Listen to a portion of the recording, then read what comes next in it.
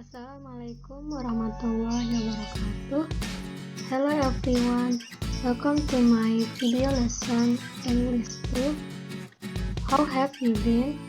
I hope you been so good. Okay, before we start the lesson,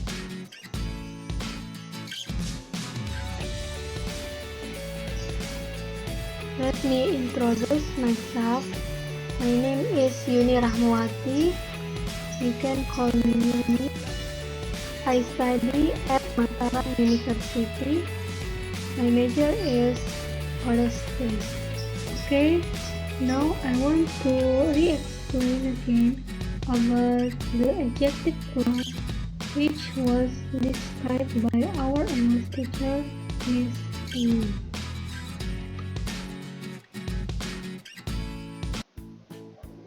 Okay, so what is adjective clause? Maybe some of you have heard about it, but now I want to remember you again about this lesson again, so you will don't forget it again.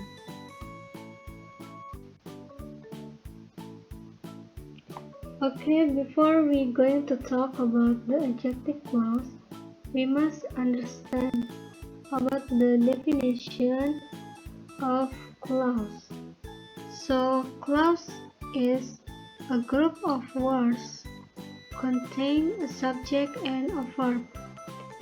Jadi sebelum kita membahas tentang adjective clause, akan lebih baiknya kita memahami dulu pengertian atau definisi dari klausa itu sendiri.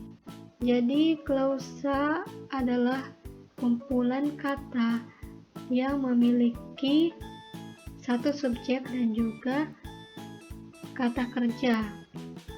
Jadi contoh klausa itu banyak sekali, salah satunya seperti I eat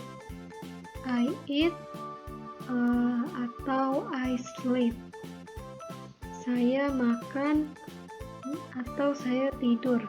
Jadi di sini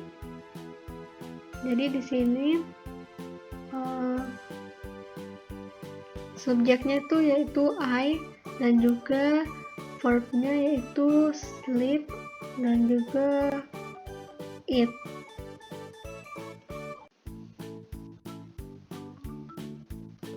Oke, baik, klausa secara umum itu dibagi menjadi 3. Yang pertama ada yang dinamakan dengan independent clause, yang kedua dependent clause, dan yang terakhir yang akan kita bahas yaitu adjective clause.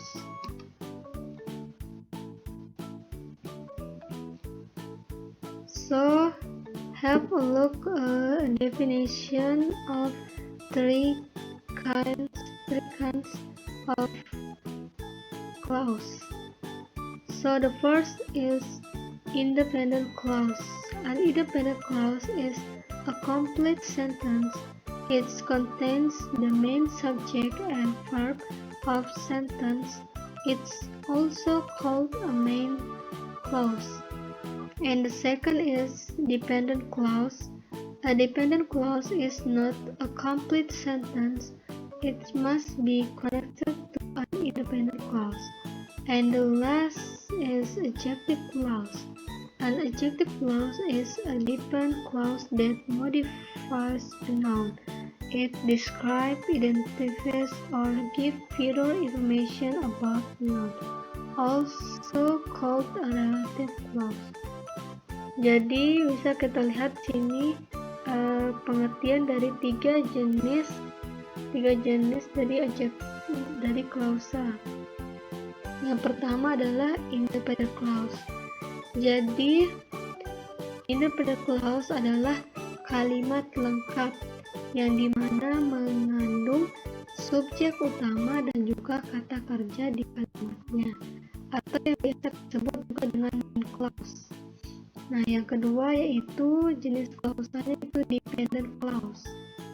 Jadi dependent clause ini berbanding terbalik dengan independent clause. Jika independent clause itu adalah kalimat yang lengkap, maka independent clause itu adalah kalimat yang tidak lengkap. Oleh karena itu dia harus dihubungkan dengan independent clause. Nah, yang terakhir adalah adjective clause. Jadi adjective clause itu adalah dependent clause, berarti kalimat yang tidak lengkap tadi, yang memodifikasi sebuah kata benda yang berfungsi untuk mendeskripsikan, mengidentifikasi, atau memberikan informasi tambahan tentang kata benda, atau yang biasa kita sebut juga dengan relative clause. Jadi adjective clause ini mempunyai nama lain, yaitu relative clause. Oke, lanjut.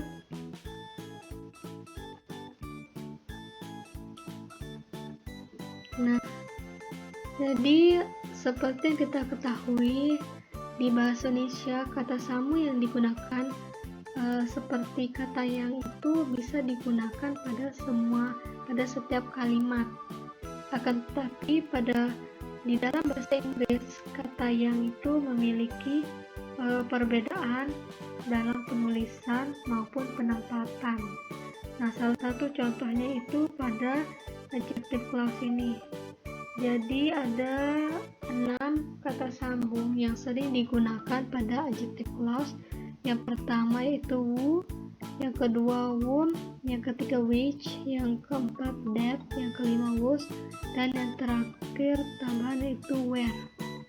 Jadi semua kata hubung ini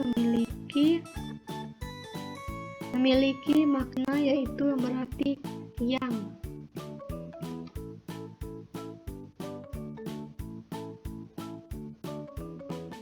Oke, lanjut sini. Jadi di sini bisa kita lihat di sini fungsi dari masing-masing kata hubung dari adjective clause tadi. Pertama yaitu who. Who di sini menerangkan subjek yang digunakan hanya untuk orang. Yang kedua whom di sini menerangkan objek yang digunakan untuk orang juga sama seperti who. Tapi perbedaannya itu, jika who itu untuk menerangkan subjeknya pada orang, akan tetapi kalau whom itu untuk menerangkan objeknya. Lanjut untuk yang which ini bisa digunakan untuk menerangkan subjek atau objek khusus pada benda. Yang keempat adalah that, bisa digunakan untuk subjek atau bisa juga objek, digunakan untuk orang dan juga benda. Jadi that ini bisa kita gunakan ketika kita sedang bingung untuk menempatkan kata hubung yang mana yang tepat untuk pada suatu kalimat. Jadi that ini bisa kita gunakan karena that ini bisa mencakup semuanya, bisa subjek, bisa objek, untuk orang atau untuk benda. Nah, yang keempat adalah whose, yaitu kepemilikan, dan yang terakhir adalah where, atau khusus digunakan untuk tempat seperti kota, negara, ruangan, rumah, dan lain-lain. Oke, lanjut ke contohnya.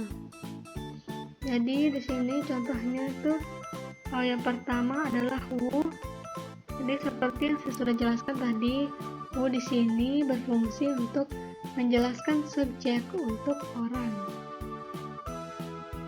Jadi contohnya sini, I thank the woman, she bought me flower. Saya berterima kasih kepada perempuan, dia membelikan saya bunga. Jadi di sini yang kita hubungkan yaitu kata she. Di sini yaitu atau subjeknya untuk orang. Kita hubungkan sini menjadi kata who. Jadi kalimatnya yang tepat itu I thank the woman who bought me flower. Saya berterima kasih kepada perempuan yang membelikan saya bunga. Nah, yang kedua adalah whom. Whom di sini seperti yang sudah dijelaskan tadi digunakan untuk objek dan juga untuk orang.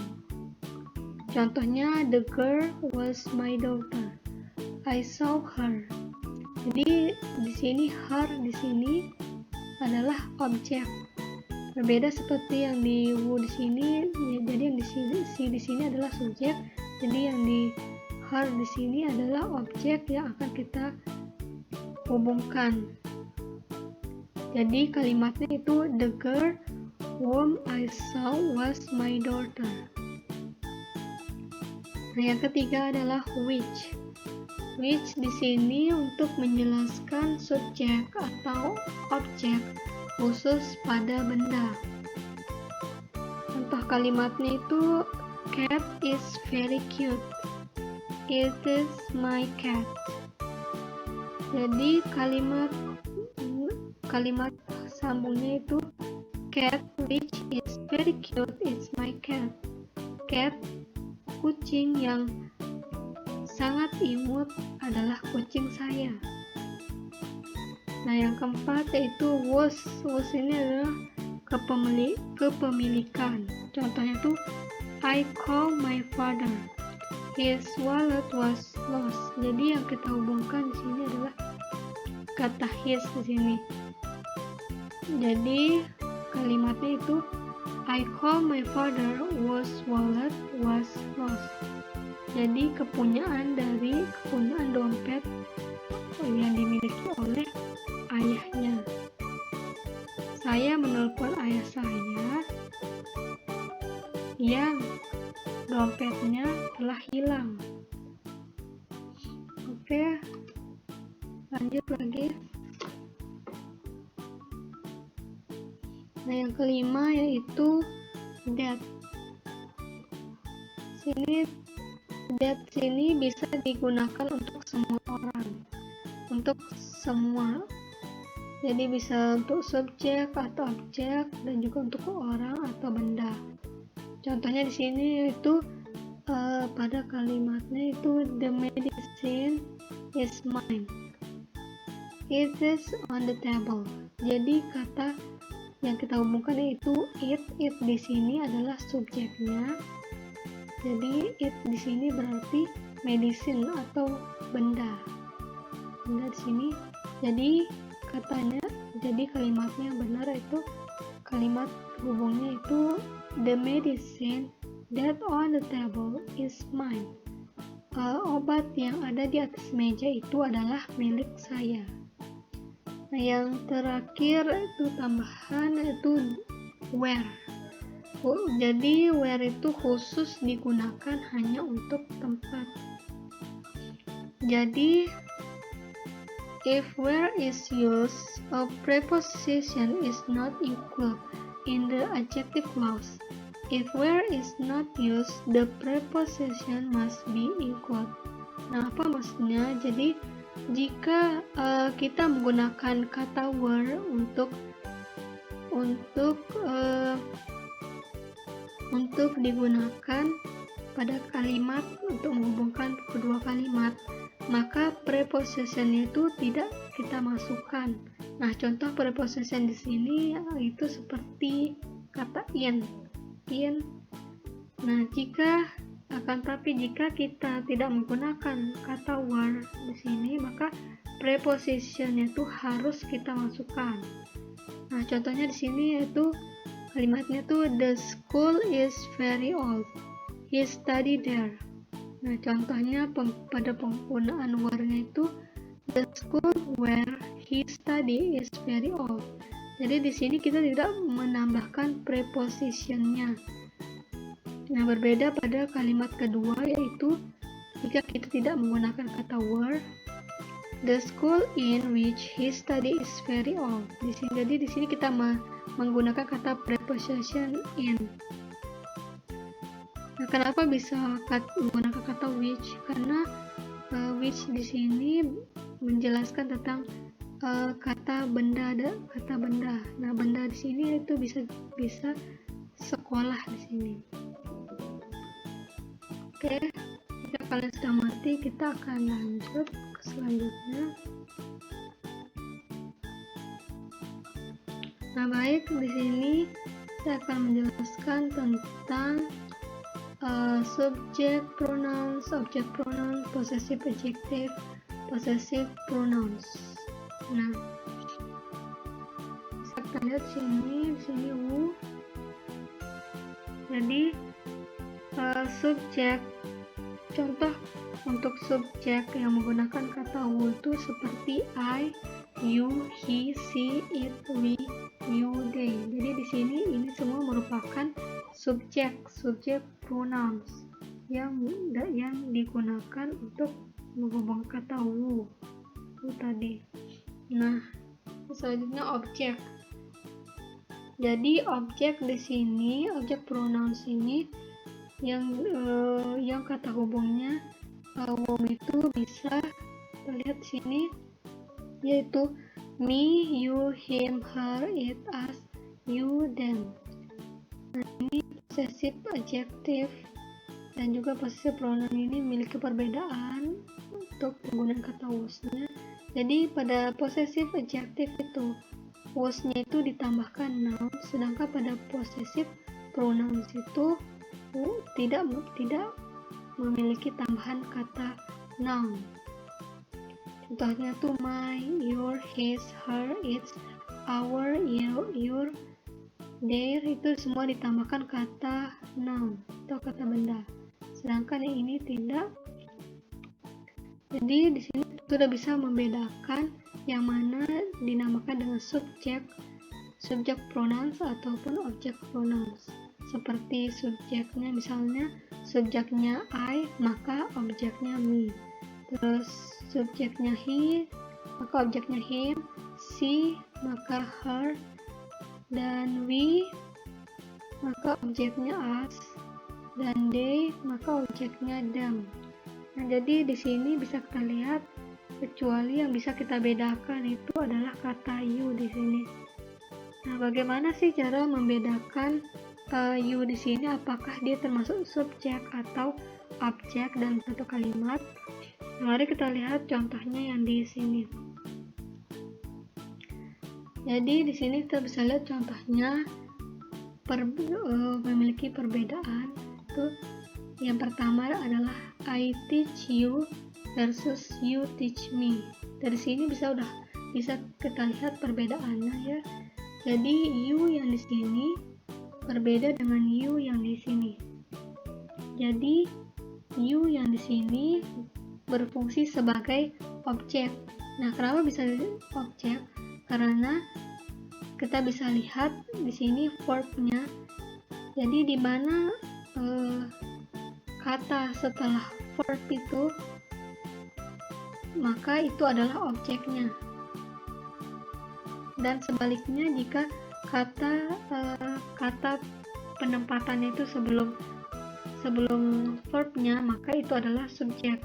Jadi di sini bisa kita lihat bahwa I teach you, berarti you di sini adalah objeknya. Nah, sedangkan yang di sini berarti subjeknya karena berada pada sebelum kata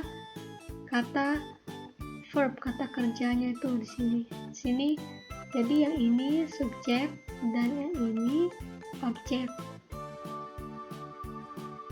Oke.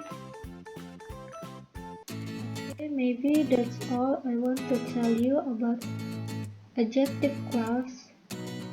I hope you will more understand again about adjective clause. Oke, mungkin hanya itu saja yang bisa saya sampaikan tentang materi adjective clause.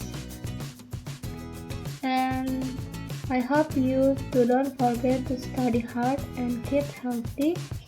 And thanks for your attention. Assalamualaikum warahmatullahi wabarakatuh.